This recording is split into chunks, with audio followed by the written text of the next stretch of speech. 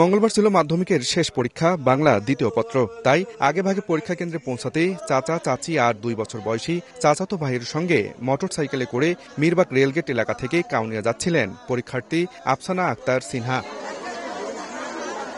কিন্তু পরীক্ষা কেন্দ্রে পৌঁছানোর আগেই মৃত্যুর কোলে ঢলে পড়েন সিনহা।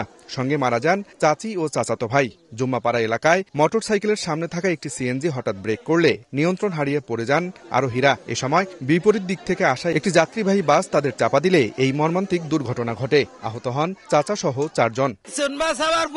পরীক্ষা দিবে নিয়ে গেছে রে বাবা।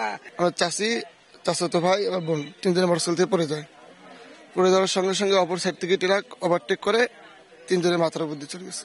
মোটরসাইকেলে 4 জন ছিল, তার মধ্যে 3 জন আর কি ওই স্পটেই মারা গেছে।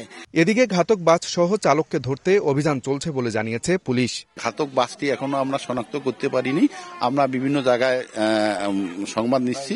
নিহত সিনহা মিরবাগ বালিকা উচ্চ বিদ্যালয়ের শিক্ষার্থী ছিলেন। আব্দুর রশিদ জীবন, সময় সংবাদ, রংপুর।